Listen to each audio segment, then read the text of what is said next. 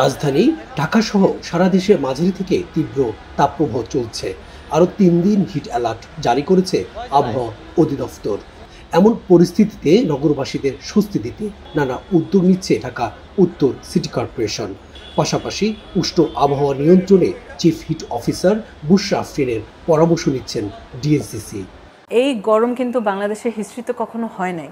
So আমাদের আগের practices বাদ দিয়ে নতুন প্র্যাকটিস অ্যাডপ্ট করে নিতে হবে, আমাদের প্রিকশনস স্টার্ট করতে হবে। সো এই জিনিসগুলোর জন্য কিন্তু আমরা একটা বুকলেট রেডি করছি, যে ইনফরমেশনগুলো তথ্যগুলো সব সুন্দরভাবে সাজানো থাকবে বুকলেটে। অ্যান্ড বুকলেটটা কিন্তু লেখা থাকবে অনেক সিম্পল ভাষায়, যাতে সবাই বুঝতে পারে। এরই অংশ হিসেবে রোববার রাজধানী এলাকার 35,000 রিক্সা চালকের মাঝে একটি ছাতা, 12 প্যাকেট খাবার স্যালাইন এবং পানি বিতরণ করেন ডিএনসিসি মেয়র আতিকুল ইসলাম। আমরা আমাদের ঢাকা শহরের ঢাকা উত্তরের যে রিক্সা, সেই রিক্সা হলো অফিসিয়াল রিক্সা প্রায় 30,000।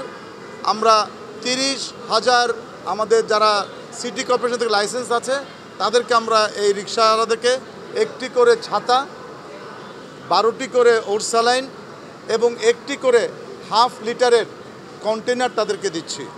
হাফ লিটার এই জন্য দিচ্ছি, এটাও আমাদের চিফ হিট অফিসার পরামর্শ দিয়েছে যে হাফ লিটার যদি দেওয়া হয় তাহলে হাফ লিটারের মধ্যে একটি করে স্যালাইন তারা দিয়ে সাথে সাথে মিক্স করে তা খেয়ে ফেলতে পারবে।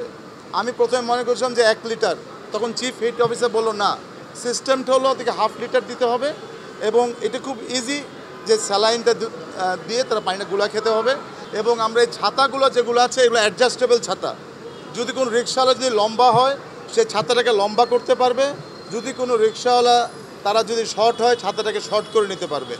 এবং এটির মাধ্যমে আমরা মনে করি আজকে যারা রিক্সা চালায়, যাদের একমাত্র উপার্জন হচ্ছে রিক্সা চালানোর মাধ্যমে, তারা যদি এই রোদ্রে অসুস্থ হয়ে যায়, তারা যদি রোদ্রে রিক্সা চালাতে না পারে, তাহলে তারা সারাদিনের ইনকাম তাদের পরিবার কিন্তু চলতে পারবে না। এই জন্য আমরা চিন্তা করেছি যে ঢাকা উত্তর সিটি কর্পোরেশনের যতগুলো রিক্সাকে আমরা লাইসেন্স দিয়েছি প্রত্যেকটি রিক্সাকেই আমরা আজকের থেকে শুরু করলাম এই ছাতা দেওয়া। এটি আমি এখানে যেরকম করেছি, আমি বিভিন্ন অঞ্চলে অঞ্চলে যাব, গিয়ে ছাতাগুলো দিব। এসবে ছাতা বিতরণ অনুষ্ঠানে উপস্থিত ছিলেন বাংলাদেশে নিযুক্ত কয়েকটি দেশের রাষ্ট্রদূত সহ ফিলিস্তিনের উপরাষ্ট্রদূত। এ সময় চলমান তাপদাহে চিফ হিট অফিসারের পরামর্শে ডিএনসিসি এলাকার প্রতিটি রাস্তা, পার্কগুলোতে স্প্রে ক্যাননের মাধ্যমে পানি ছিটানোর কাজ চলমান রয়েছে বলে জানান মেয়র। তিনি বলেন, ঢাকার প্রতিটি ওয়ার্ডে তৃষ্ণার্ত পথচারী এবং শ্রমজীবী মানুষদের পানি পান করাতে বিশেষ ভ্যানগাড়ি নামানো হয়েছে। গাছ কিন্তু আমরা লাগিয়েছি, আমাদের কাছে জিআইএস ম্যাপিং আছে, জিআইএস ম্যাপিংয়ের মাধ্যমে কিন্তু আমরা মনিটরিং করছি।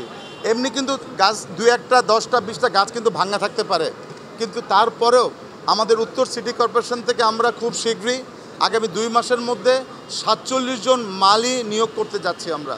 কারণ গাছ লাগাতে অনেক সোজা, গাছ মেনটেনিং কিন্তু অনেক কঠিন। 47 জন মালি, 3 জন সুপারভাইজার এবং 1 জন আইভরি কালচারিস্ট আমরা নিচ্ছি এবং নামা হয়ে গেছে অলরেডি। সুপারভাইজার নামা হয়ে গেছে, আইভরি কালচারিস্ট নামা হয়ে গেছে।